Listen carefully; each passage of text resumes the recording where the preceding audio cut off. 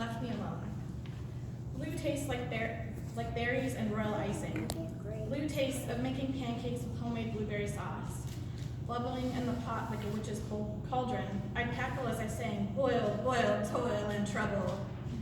It tastes like Mom's homemade sugar cookies, recipe from great-grandma, never to be shared. We decorate hundreds of cookies with icing.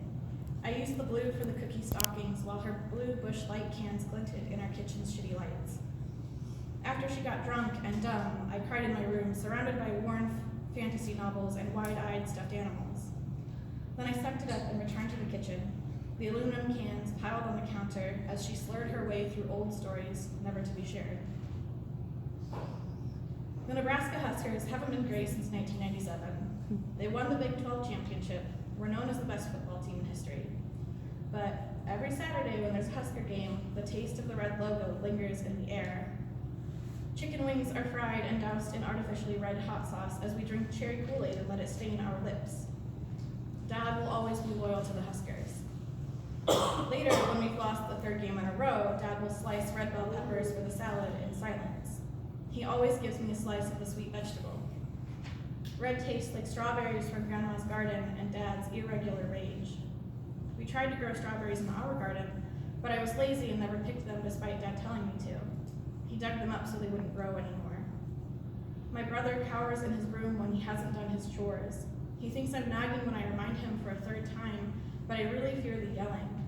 I fear Dad's anger at Brandon, at the Huskers, at the world in general when things don't go his way. I suppose if purple had a taste, it would be cake, flowers, and eggplant emojis. If you didn't know what the eggplant meant, you were too old for our squad.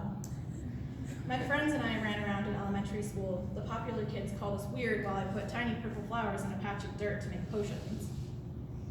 Purple crayons drew unicorns and dicks. My birthday parties were always the most fun because Dad bought purple balloons and cake. As I grew up, purple began to taste like Converse and hair dye, and then even later, it tasted like bruises. Bruises covered beating hearts, all bonded by our pain. Eventually, our group broke apart, factions created by drama and the inability to put energy into everyone. We had canyons in our brains trapping thoughts. I couldn't say no, and they cut themselves again, and I don't want to do this anymore. Each of us deserved medals for bravery, for saving our own lives, and it didn't feel worth it. Now I've been left behind, tasting the purple of old friends and emails saying, I don't know how to be a friend.